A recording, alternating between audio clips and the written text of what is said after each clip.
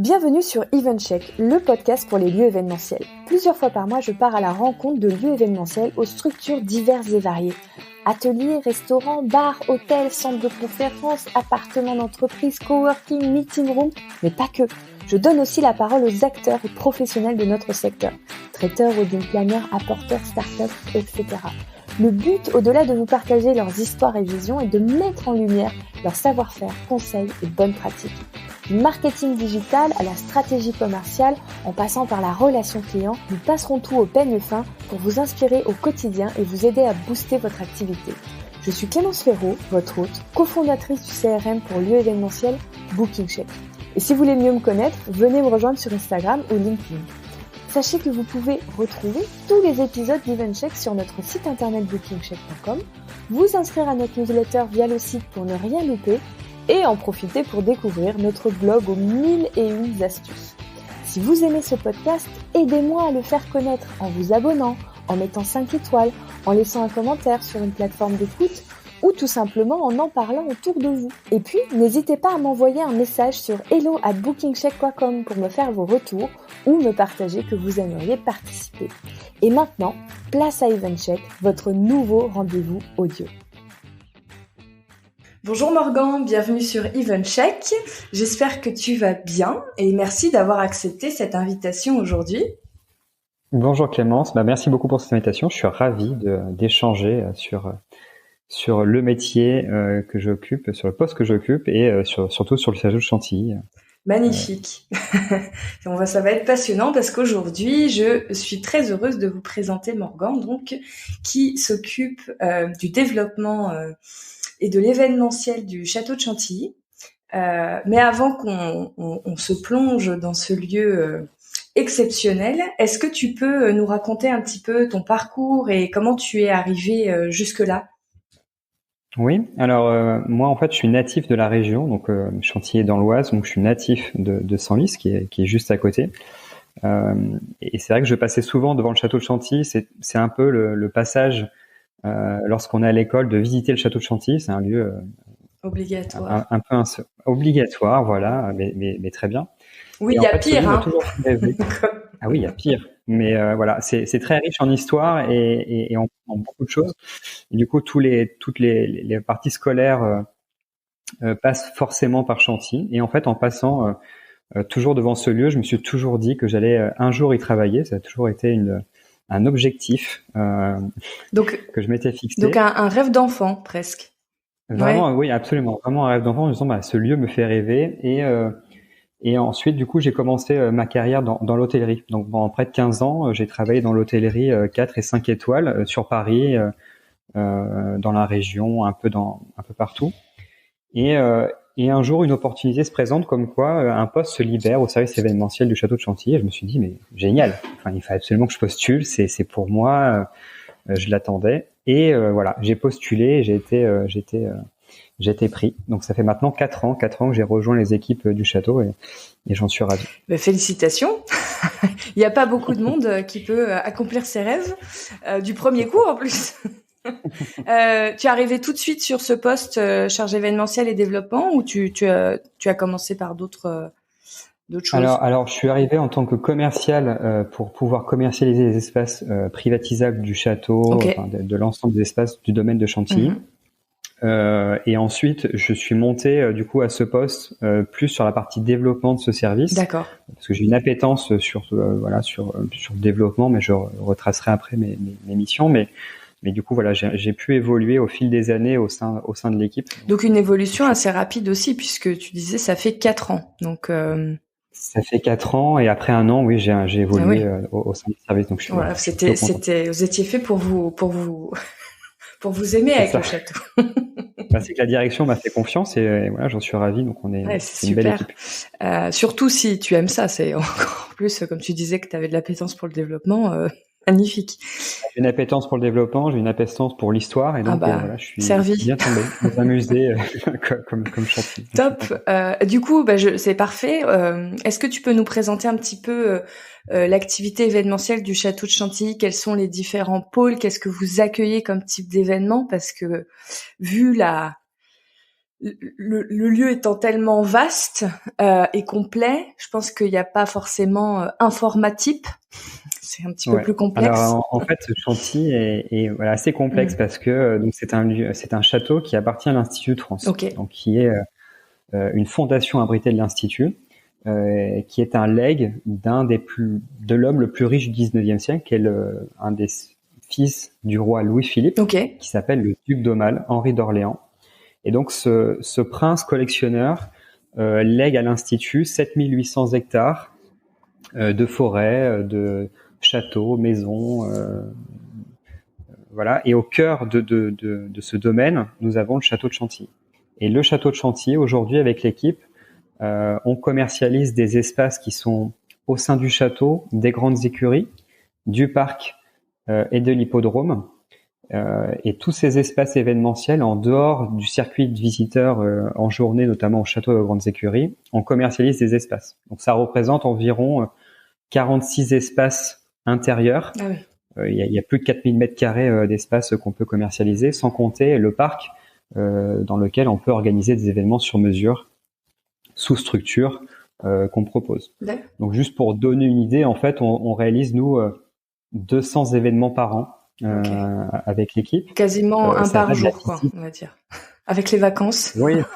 Alors souvent, des fois on en a 2, des fois rien pendant 3 jours. Mais étant donné qu'on a beaucoup d'espace, finalement, on peut organiser un événement dans chaque espace. Ouais. Et c'est arrivé là très régulièrement parce qu'on a un rebond d'activité. Il y a une semaine, on avait un événement à l'hippodrome, un événement au château, un événement aux grandes écuries. Donc voilà, on mutualise un peu tout ça. Et vous attirez quel type de clientèle? Est-ce que c'est aussi bien des professionnels que des particuliers, que des institutions finalement aussi qui vous connaissent? Il y a de tout, vous prenez tout?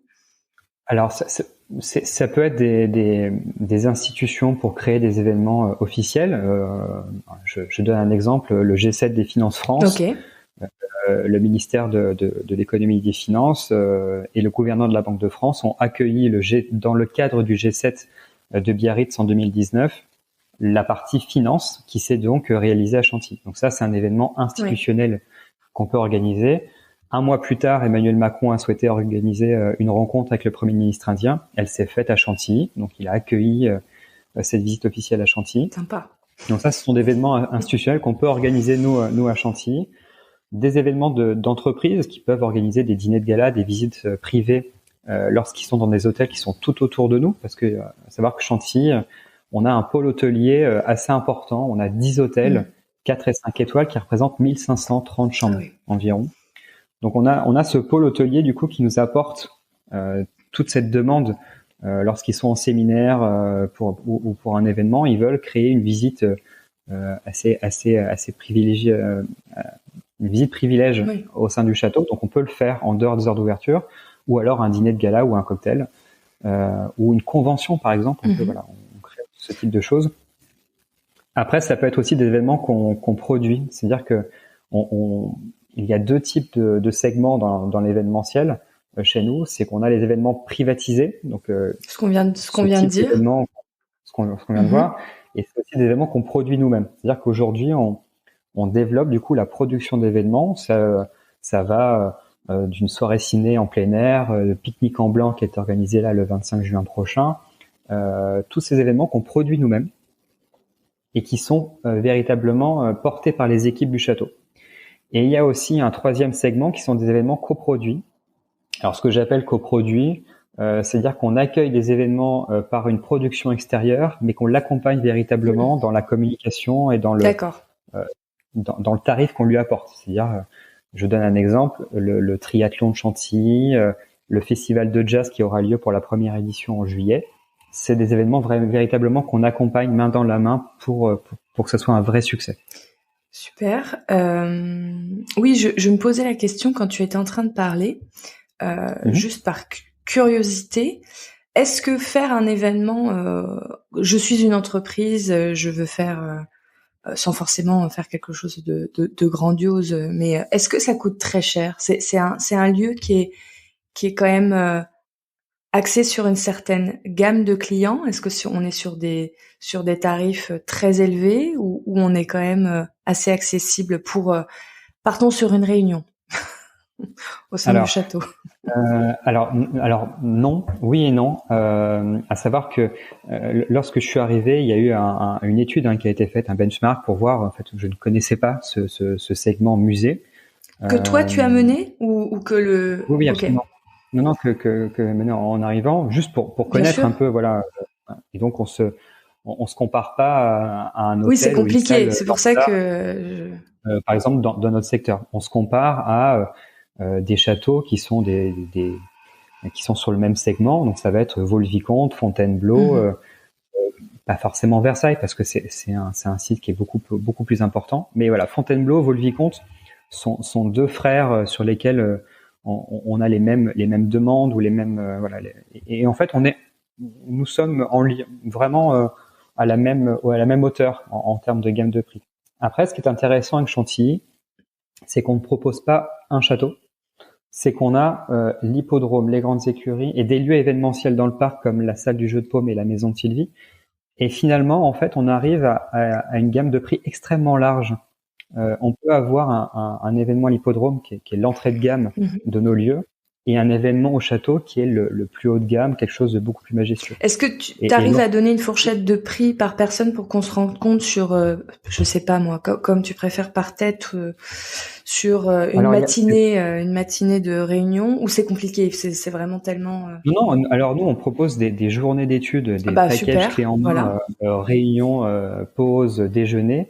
Avec toute l'organisation, ça peut aller de 95 € hors taxe par personne à l'hippodrome jusqu'à 155 € par exemple à la maison de Sylvie, qui est le petit bijou au cœur du parc. Donc véritablement, il y a une très très large gamme de prix et donc on répond à l'ensemble des demandes. Vous êtes quand même assez attractif sur le marché pour un lieu aussi prestigieux, parce que bon, si je le compare un peu à ce que j'ai connu moi, sur les palaces, etc.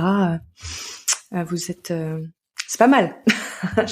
Après, c'est du coup un lieu qui est finalement très atypique. C'est-à-dire que lorsqu'on fait une réunion dans un musée ou dans un hippodrome, qui est un lieu assez épique, avec une vue sur les grandes écuries et le château, enfin, c'est plutôt Bien original. sûr. C'est pour ça que je me posais la question, parce que il y a tellement un patrimoine extraordinaire. On peut pas accéder à ça dans tous les lieux. On va prendre simplement Paris et sa banlieue. C'est quand même pas si simple de trouver autant de patrimoine, voilà, à sa fenêtre. Ouais, c'est ça. Pour cette gamme de prix. Donc c'est très intéressant. C'est intéressant à Chantilly, c'est parce que finalement on est donc il y a beaucoup d'hôtels. Oui, en plus. Et en fait on est extrêmement proche de Roissy Charles de Gaulle. Oui. Nous on a souvent cette phrase dans le service, c'est que on est à 20 minutes de Roissy Charles de Gaulle et du coup vous avez pas la problématique des bouchons pour aller sur Paris. C'est-à-dire que vous êtes dans l'autre sens. Donc c'est encore plus facile de venir à Chantilly que d'aller à Paris. Attention, les Parisiens, ils vont tout prendre, ils ont de la place à Chantilly. C'est ça. Et aussi, puisque ça a été un mariage très médiatisé, est-ce que vous faites beaucoup de mariages de particuliers ou c'est vraiment ponctuel? Parce qu'il y en a un qui a été très médiatisé dernièrement. Alors, vous parlez duquel? Il y a celui de Nabila, auquel je pense, puisqu'il est passé sur une grande plateforme. Ah oui, ça a été un tour. Alors, c'est pas notre cœur de cible, les mariages. Oui, et les particuliers en général, les baptêmes, etc. C'est pas non plus quelque chose que vous faites régulièrement, c'est ça? Alors, c'est pas ce qu'on fait régulièrement. C'est assez chronophage pour nous, parce que c'est souvent les réceptions privées. Enfin, moi, j'ai travaillé dans l'hôtellerie pendant près de 15 ans, donc je connais très bien ce segment, ce type de dossier. Donc voilà, ça prend beaucoup de temps. Bien sûr, ça nous intéresse. On est très content de les organiser à Chantilly, mais c'est pas notre cœur de cible. C'est pas sur lesquels sur les événements sur lesquels j'aime me focaliser. D'accord. Donc et du coup les tournages aussi.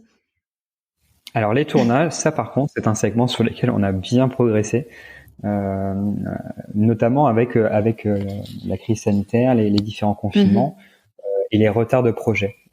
Et c'est vrai que du coup notre panel du coup de décors du coup nous permet d'accueillir des tournages historiques, modernes, Voilà, donc on a tout type de tournage. On a fait beaucoup de tournages. On en a accueilli un qui est le tournage historique, je pense, depuis le James Bond de 1985, qui a été tourné à Chantilly. Je ne sais pas si vous êtes cinéphile, mais Dangereusement Vôtre, Oui.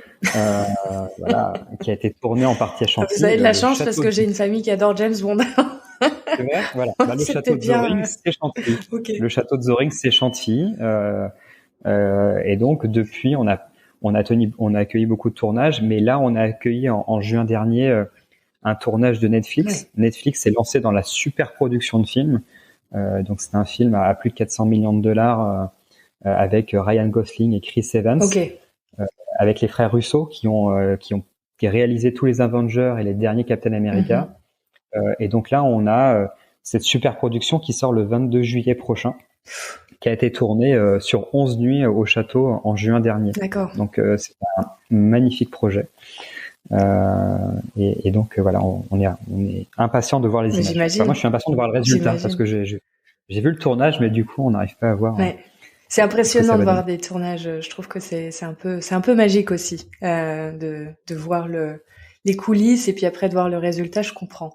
Et ça a une répercussion. Est-ce qu'une fois qu'on rentre un peu dans la machine, qu'on est connu des différents boîtes de production, etc. Est-ce qu'on sent que la machine commence à tourner et on a plus de demandes ou pas forcément? Oui, alors si, parce que du coup, on a vraiment accès, on a augmenté notre communication sur ce segment, et puis c'est vrai qu'on entretient du coup dans l'équipe, Céline Tardy qui est en charge des privatisations et des tournages, on a une vraie relation avec les repéreurs, qui sont les premières personnes qui viennent sur les lieux pour prendre les photos et en parler ensuite aux réalisateurs. Donc on a un panel de repéreurs qui nous connaissent très bien et qui connaissent Chantilly. Et voilà, on est très axé dessus.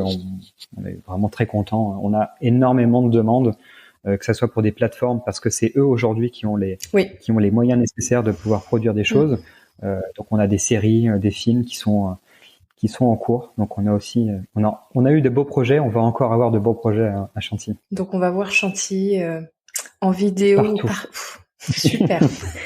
Ce qui est bien avec Chantilly, c'est qu'il est facilement reconnaissable, le château. C'est pas un château lambda, et donc il est facilement reconnaissable. Donc on va le voir partout. Donc je vais prêter un œil attentif. Et du coup, toi spécifiquement, ton quotidien en termes de développement, c'est quoi exactement? Sur quoi tu te concentres? Alors moi, mon rôle aujourd'hui, j'ai 3 casquettes. La première est sur la privatisation et les tournages. Comme ma collègue Céline, du coup, je réponds aux demandes entrantes. On accompagne les organisateurs d'événements.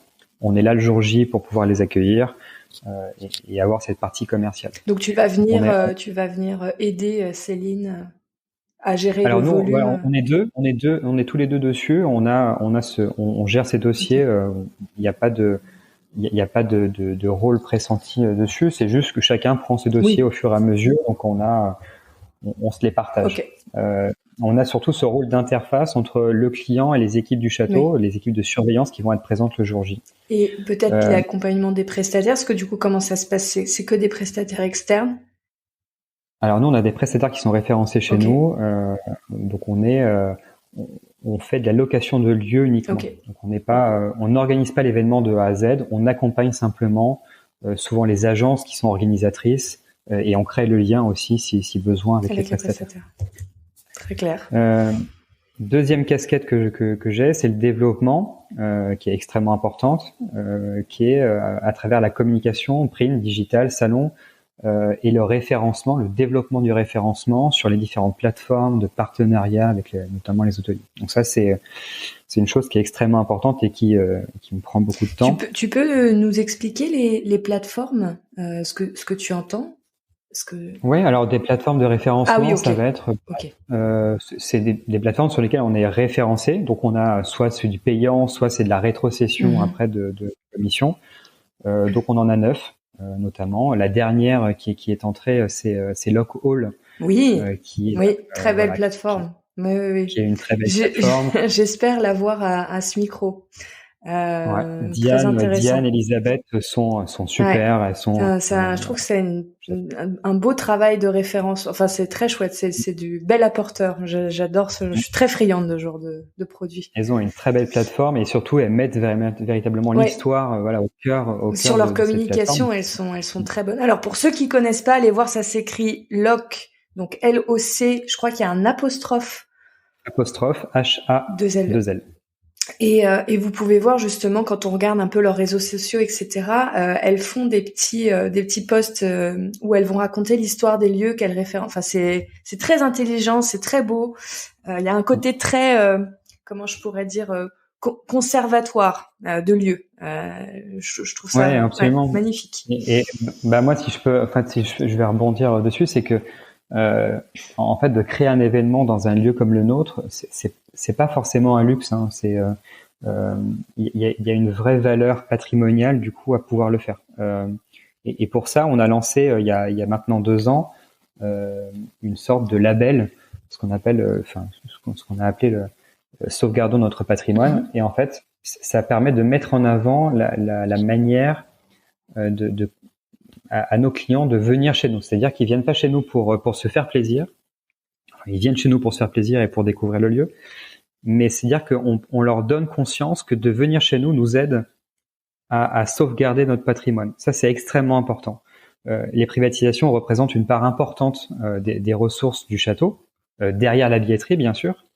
Mais toutefois, elle est extrêmement importante parce que du coup, ça nous aide à entretenir, à payer les agents qui travaillent sur le site, et la privatisation est directement réinjectée dans cette revalorisation. Et donc en fait, venir chez nous, c'est aussi nous aider à sauvegarder et à transmettre aux générations futures tout ce joyau du patrimoine français. Bien sûr. Est-ce qu'il y a d'autres plateformes avec lesquelles vous travaillez bien, c'est-à-dire qu'en termes de volume, c'est intéressant parce que ayant travaillé sur de l'apporteur, je suis très curieuse de savoir s'il y a des plateformes qui sont performantes en dehors de Local, parce que pour le coup, eux, ils ont vraiment, c'est la cible, hein, ils sont tellement de niche que je comprends. Mais sur d'autres, est-ce qu'il y en a qui sont intéressants en termes de volume ou de visibilité? Oui, alors nous, on a une plateforme qui s'appelle Business Profiler qui travaille et qui est basée à Chantilly. Ok. Donc, c'est intéressante. Les 2 plateformes sur lesquelles on travaille beaucoup, voilà, c'est Local et Business Profiler. Voilà, c'est les deux plateformes qui nous apportent. Après, il y a beaucoup d'agences sur lesquelles il n'y a pas de plateforme et qui nous apportent du business, mais ces 2 plateformes sur lesquelles on est référencé, eux, on a une belle visibilité et sur lesquelles je suis très axé sur l'actualisation, la communication, les photos, notamment. Ah oui, d'ailleurs, vous ressortez tout de suite sur leur plateforme. Ah bah c'est extrêmement important et je suis très à cheval sur la mise à jour des photos et les textes parce que c'est extrêmement important. Et vous, en interne, en termes de développement digital, de votre positionnement en direct, etc., est-ce qu'il y a aussi un travail de fond qui a commencé à s'opérer pour attirer aussi plus, faire comprendre que tout ça est possible chez vous? Oui, alors du coup, nous, on a un onglet privatisation tournage qui est sur la homepage, donc on voit qu'on peut faire tout le monde peut aller voir. Ouais. Et ensuite, en fait, le site internet a été modifié il y a très récemment, donc il est en cours de mise à jour, page par page, et donc les privatisations ne sont pas encore finalisées. Aujourd'hui, c'est un peu un site tampon. Mais dès qu'on l'actualisera, du coup, notre référencement naturel sera beaucoup plus important et donc on pourra être plus accessible en termes de recherche. Et est-ce que vous essayez de faire un travail de contenu ou pour justement toujours apporter des mots-clés qui vont permettre de remonter? Ce référencement naturel, du coup, va être fait. Quand le site événementiel sera complètement fini et en absolument, ligne. Ok. Tout à fait. Et vous allez partir sur quoi comme format? Qu'est-ce que vous avez envie de faire? Déjà, on va réduire parce qu'avant, il y avait beaucoup d'informations. On va trop, peut-être. Un peu trop. L'important, c'est d'avoir surtout ces mots-clés qui nous permettent d'avoir ce référencement naturel. Et puis surtout des outils comme les brochures Avant, il n'y avait pas de brochure sur le site. Là d'ailleurs, elles y sont, hein, même si vous l'avez pas fini. Ceux qui veulent aller voir peuvent le voir. C'est vrai que parce que en effet, vous avez c'est juste pour donner du contexte, Morgan, aux auditeurs, le château de Chantilly ayant ce volume énorme d'espace et de possibilités, les brochures, c'est vraiment un point clé et ça aide beaucoup à comprendre les différents espaces où ils sont, qu'est-ce qu'on peut faire. Et ça, c'est déjà en ligne, donc si vous voulez aller voir, allez-y, parce que vous les trouverez. Ouais.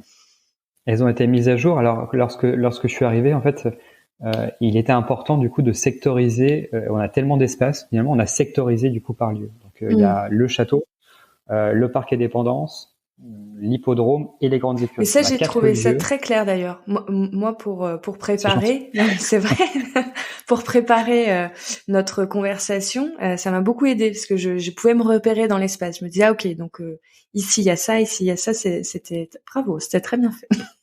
C'est gentil, merci. On essaye d'avoir que ça soit le plus simple possible. C'est vrai que c'est pas évident de retransmettre toutes ces informations. C'est dur quand on a beaucoup d'informations. Faire simple, c'est dur. Je sais. J'ai appris ça avec le logiciel, moi. De faire beaucoup de choses et de faire en sorte que ça reste très simple. Pour des raisons différentes, on a les mêmes problématiques. On essaye du coup. Ok. Donc toutes ces brochures, on parlait pardon, parce j'ai un peu dérivé, mais on parlait du côté contenu et référencement du site. Donc les brochures. Du coup, on a ces brochures et en même temps, on a les offres. Donc, comme on a parlé tout à l'heure, les offres de journées d'études notamment, de visites en dehors des heures d'ouverture. Donc, on a des formats différents, des spectacles équestres privés. Ah, top. Puisqu'on a une compagnie équestre au sein des grandes écuries à demeure qui propose des représentations très poétiques au sein des grandes écuries. Voilà, toutes ces offres, du coup, un peu clés en main, sont présentées aussi sur le site en version téléchargeable, ce qui est plus simple. Oui, pour présenter à l'équipe. On donne ce lien et en fait tout est sur le site et consultable. Les agences doivent bien vous aimer pour ça parce que c'est leur point noir de réussir à trouver ou d'avoir accès aux brochures rapidement pour faire des offres quand ils ont des appels d'offres. Je le répète ici parce qu'il y en a qui oublient. Alors après, nous, on répond assez rapidement quand même. On est assez réactif. En 24-48 heures, on a répondu à une proposition. Ouais. Donc on est. Non, mais c'était vraiment le côté aussi où avoir accès à une brochure à jour, compréhensible pour une agence sur un site internet, ça compte beaucoup. Ça vous ramènera du volume. Je parle aussi aux auditeurs parce que voilà, c'est vraiment quelque chose qu'ils ont du mal à récupérer et il y a des personnes qui ne font que ça toute la journée, hein. D'appeler des lieux. C'est pour ça que du coup on les a mis en PDF téléchargeable. C'est plus simple comme ça, chacun peut s'approprier le document selon ses besoins. Ouais. Et commencer à travailler parce que même si vous contactez de toute façon, enfin les agences, même si vous contactent derrière en direct pour avoir plus de détails, ça leur permet de pas être coincés avec leurs clients.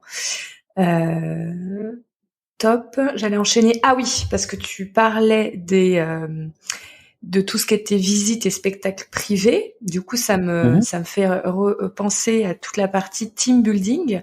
Est-ce que c'est devenu une clientèle un peu clé? Est-ce que vous en avez beaucoup? Est-ce que vous proposez des activités en dehors de ce qu'on a déjà dit de spectacles et visites autres? Est-ce que vous développez ça? Ou est-ce que vous passez avec des prestataires? Comment ça se passe? Parce que je le trouve assez attractif sur ça. Ça a toujours été très présent, les activités building, parce qu'on a un parc qui fait 115 hectares. Donc on a de la place.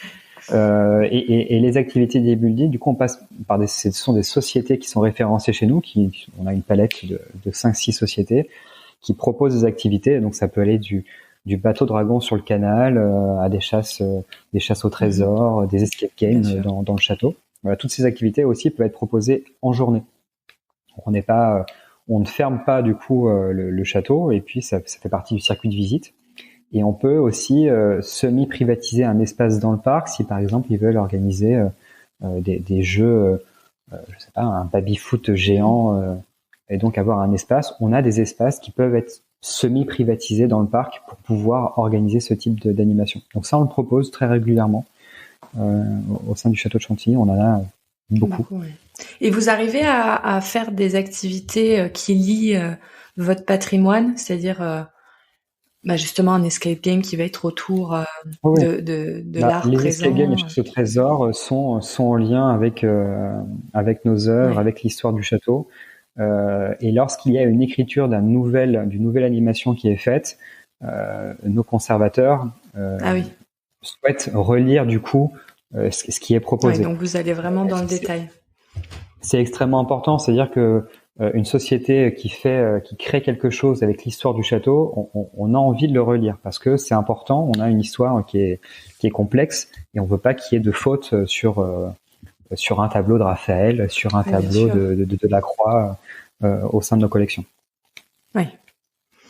J'imagine que ce serait gênant. Oui, c'est ça. Il faut que les gens sont très contents d'apprendre, mais il faut qu'ils apprennent les belles, les vraies phrases, les vraies lignes de l'histoire. Bien sûr. Est-ce que du coup, sur tous ces team building, etc., vous attirez quoi majoritairement les Parisiens qui cherchent du verre, mais pas très loin, ou est-ce qu'il y a aussi beaucoup de provinces peut-être qui va venir en train? C'est beaucoup de sociétés, souvent qui sont dans les hôtels qui sont aux alentours, qui se disent on a besoin d'une après-midi un peu détente. Qu'est-ce qu'on peut faire?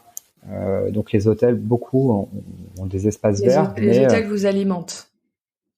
Absolument. Ouais. Et c'est de se dire, voilà, finalement, on a une après-midi, mais qu'est-ce qu'on peut faire d'un peu exceptionnel plutôt que de rester à l'hôtel? Vous avez de faire quelque chose au château. Chasse au trésor dans le château, dans le parc, ça peut être sympa. Ouais. C'est plutôt agréable. Donc les hôtels nous alimentent beaucoup. Et on alimente aussi les hôtels. Oui, c'est pas un hasard que 10 hôtels 4 et 5 étoiles sont autour du château, c'est qu'il y a une vraie demande et que ça attire. Ce que je dis souvent, le château, c'est un phare. Dans la région de l'Oise, c'est un des sites les plus visités de Hauts-de-France. Et donc voilà, on s'alimente mutuellement en termes de business. D'accord, donc c'est majoritairement par là que ça va arriver pour vous sur la partie. Oui, parce que après, même si on est très proche de Roissy, on avait dit 10 minutes, on est très proche de Gare du Nord, on a 25 minutes de Gare du Nord, de la gare de Chantilly. Il faut venir, mais je pense qu'il faut prendre du temps. Et prendre du temps, c'est aussi séjourner dans un hôtel proche de chez nous. Ok. Oui, ou encore où les gens n'ont pas forcément le réflexe encore de se dire tiens, qu'est-ce qu'on a juste à côté.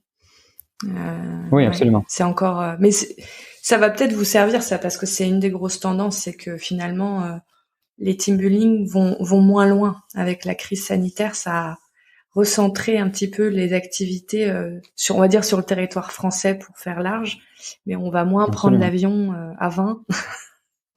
Ouais, puis on s'est rendu compte, mais comme le tourisme lambda, se dire finalement on a quand même de très beaux endroits en France. On est extrêmement chanceux. On a des sites extraordinaires, on a des sites patrimoniaux extraordinaires. Et là, on s'est rendu compte pendant cette crise, finalement, avec l'interdiction de voyager, finalement, comment on peut faire? On reste sur place et on redécouvre du coup notre patrimoine. Oui, tout à fait. Et donc nous, on l'a bien vu. On a vu notre fréquentation n'a pas baissé. On dépend moins que Versailles sur cette partie étrangère. Vous avez plus de clientèle française que Versailles. Alors, on a plus de clientèle. Alors, je parle du tourisme en journée. Oui, on a plus de Français. C'est intéressant notre pourcentage, on a plus de Français. Donc, on avait notre année de référence en 2019, c'est 425 000 visiteurs par an. Donc, c'est sur site. Et aujourd'hui, on est peu impacté. Du coup, on a aussi recentré notre communication sur la région Île-de-France, sur le Benelux, sur le tourisme de proximité. Et ça, vous travaillez du coup avec les institutions françaises quand vous faites des salons, etc. Est-ce que vous êtes des invités d'honneur Alors nous, on est une entité un peu particulière. L'Institut n'appartient pas à l'État. On est une entité particulière. Donc on est souvent, on va dans les salons. On accompagne généralement souvent des comités régionaux du tourisme, comme le CRT Hauts-de-France, le CRT Île-de-France.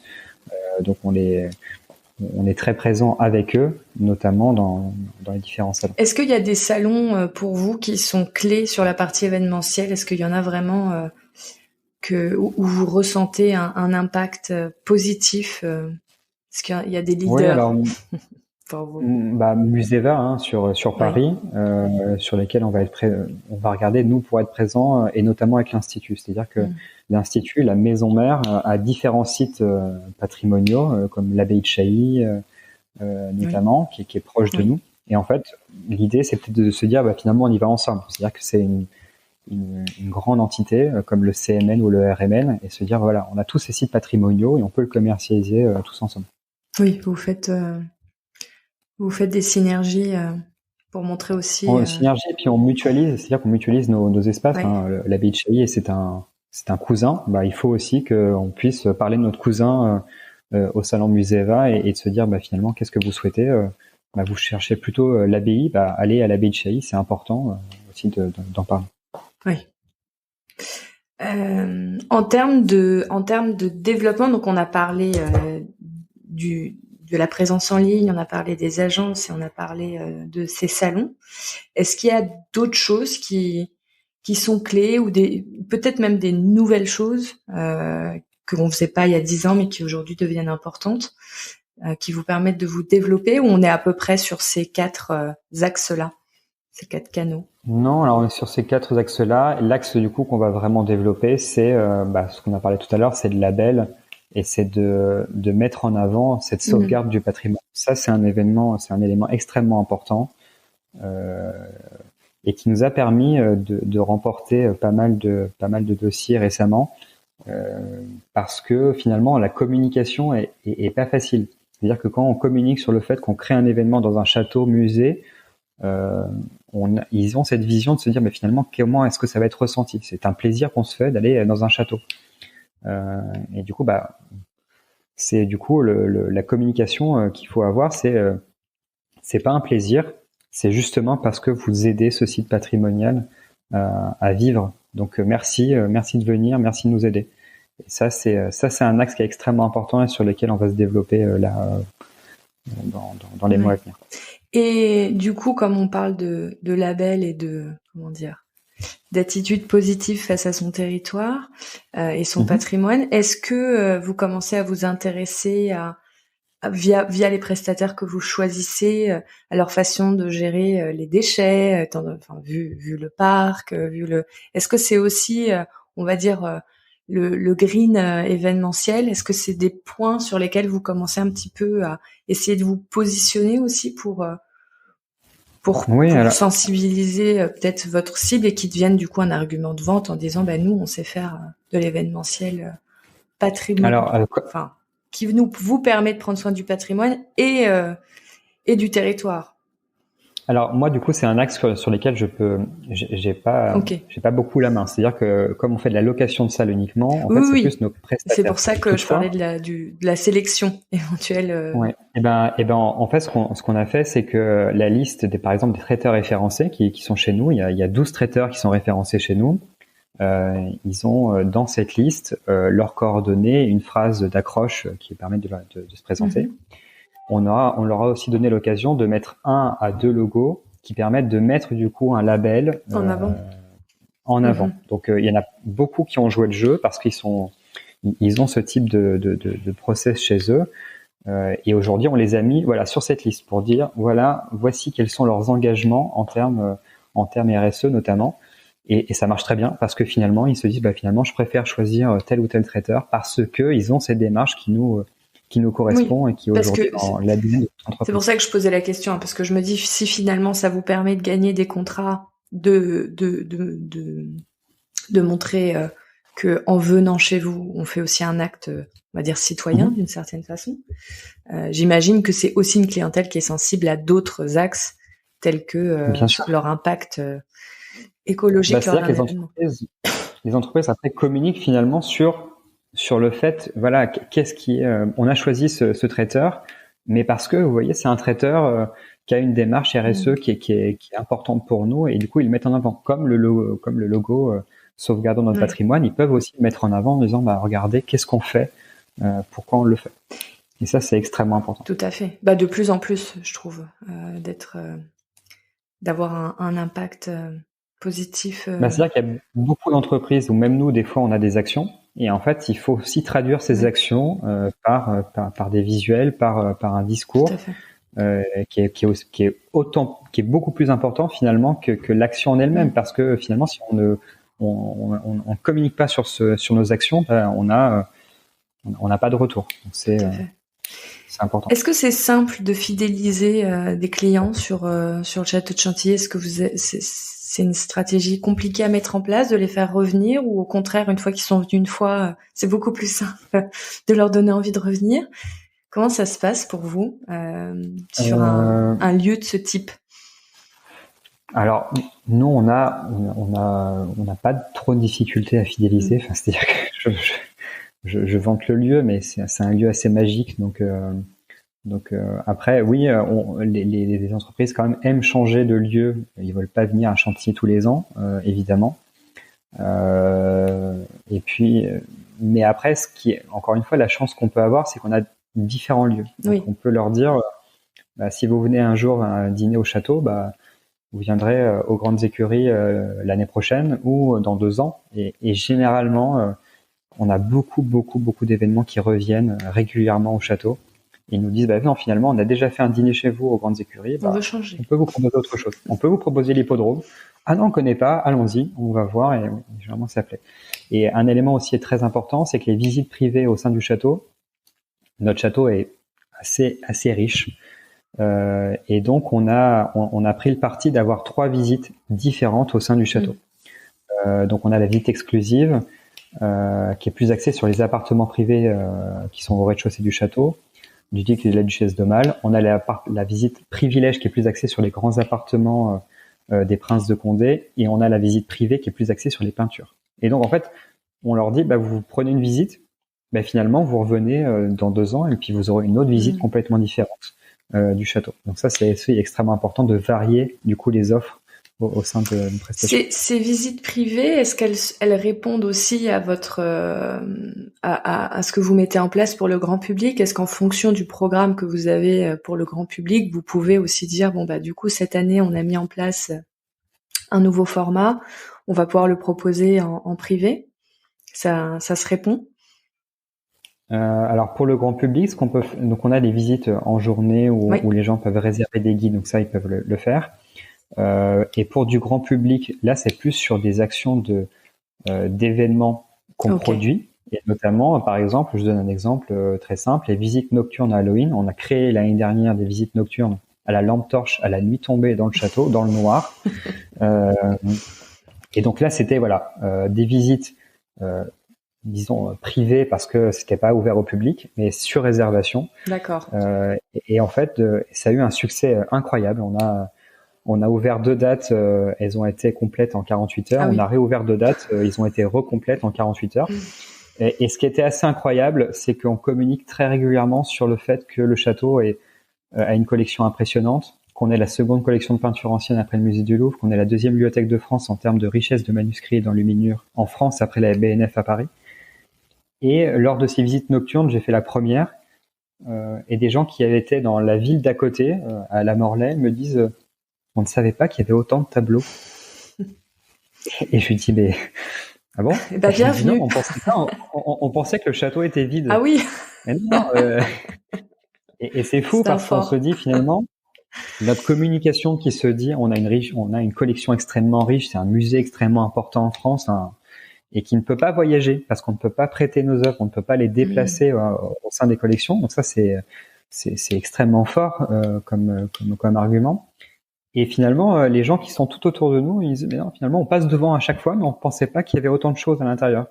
Et finalement, la visite à la lampe torche leur a donné envie de revenir le week-end d'après pour visiter avec les enfants le château, le parc. Mais ça, par exemple, quand vous faites quand vous avez une activité, quand vous produisez un événement de ce type-là, est-ce que vous vous dites, tiens, ce long budget, on pourrait le proposer en privé événementiel?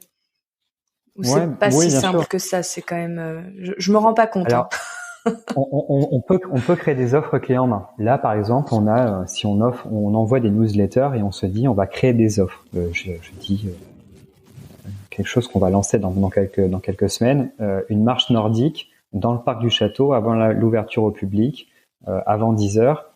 Donc pour un groupe avec un bar à jus de fruits qui sera servi à la maison de Sylvie. Voilà, ça c'est des offres qu'on peut créer. Je le propose pas toute l'année parce que finalement c'est une organisation qui est assez complexe et l'équipe on est 4. Oui, vous n'êtes pas 200, oui, j'ai bien compris.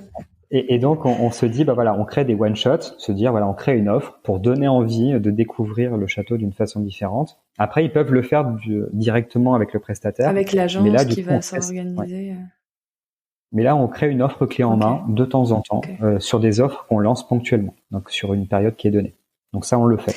Et ça, vous avez tendance à vouloir le développer, de produire vos propres activités pour l'événementiel, ou c'est quand même parce que vous êtes une petite équipe, parce que vous n'avez pas aussi toute votre force opérationnelle en interne, c'est plus simple d'avoir les prestataires aussi qui prennent le relais sur cette partie-là. Absolument.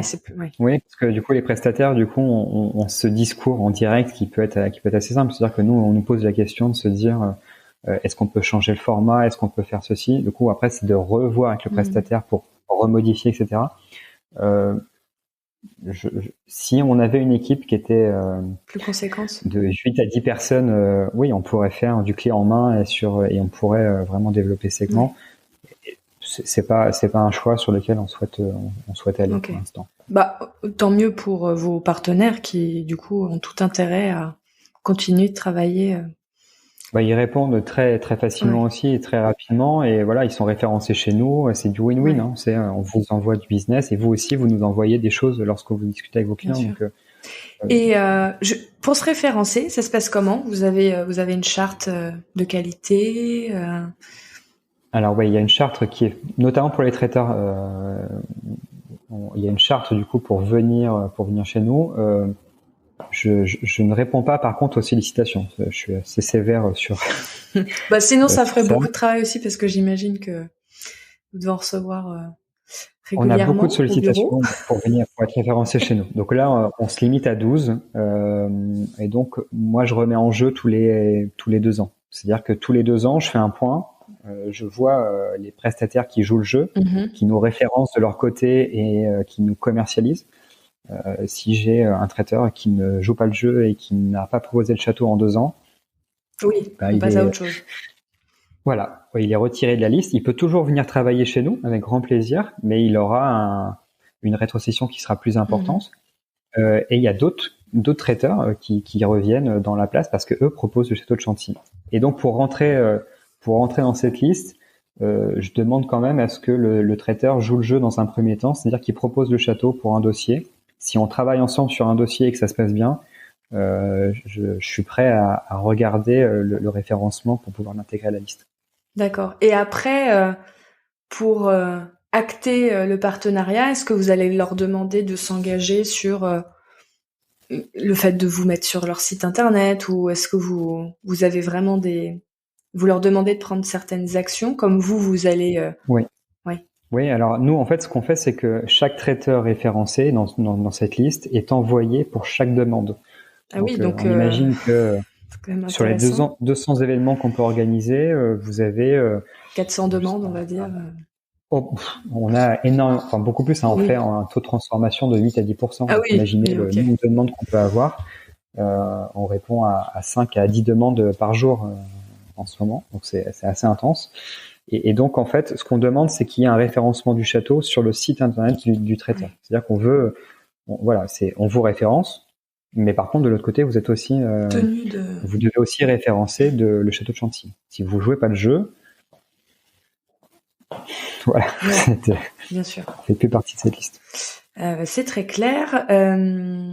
Est-ce que ça a été simple pour toi d'avoir une vision tout de suite sur la stratégie de développement d'un lieu comme le château, parce que peut-être tu étais tellement attaché que tu as tout de suite vu clair, ou venant de l'hôtellerie, étant sur des sites un peu plus comment je pourrais dire, standardisés, ça a été quand même un sacré casse-tête.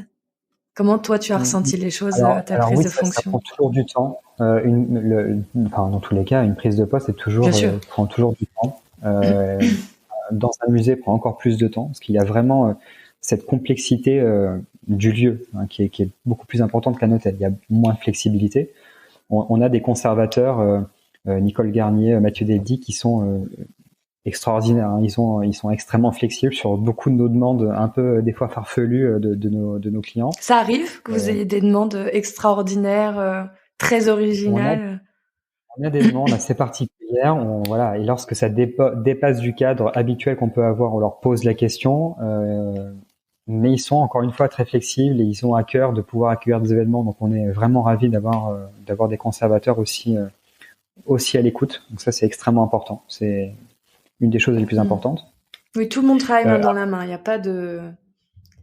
Non, interne, il y a pas ce côté... C'est une vraie équipe. Ouais. Non, mais ça arrive hein, parfois d'avoir des petites tensions entre le grand public, le privé, en fait, les tensions, elles existent parce que, mais encore une fois, ce qu'on se dit dans l'équipe, le point principal, c'est l'accueil de nos visiteurs. Les privatisations ne sont qu'une annexe de notre activité principale. C'est lorsqu'on nous dit je veux privatiser le château sur un jour d'ouverture, oui, un samedi, parce que je vous paye 1 million d'euros, peu m'importe en fait. On ouvrira le château, même s'il y a 10 personnes, on ouvrira le château parce que en fait notre vocation première est d'être un musée. C'est pas d'être un lieu privatisable pour un événement. Ouais. Ça c'est extrêmement important. C'est notre première ligne. Peu importe le projet, il faut que ça colle du coup à notre circuit visiteur en journée. Et donc pour répondre à ta question sur le développement, donc oui, ça a pris du temps. Ça prend du temps aussi parce que c'est un milieu qui est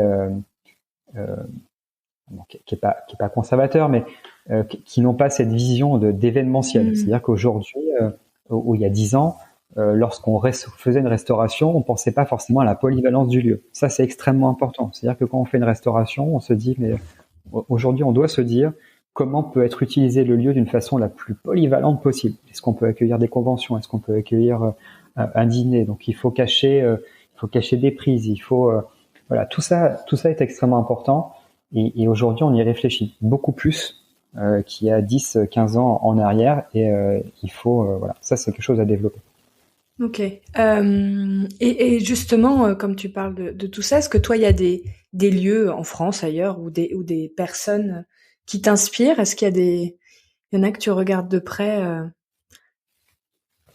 on regarde tous, on regarde tous ce que peuvent faire nos Oui, bien voisins. sûr, mais peut-être qu'il y en a plus que d'autres où tu te dis tiens, c'est vraiment intéressant, pas forcément aussi vaste ou aussi gros, mais avec un côté patrimoine, mais qui a été intelligent dans sa... J'ai un petit chat dans la gorge, pardon.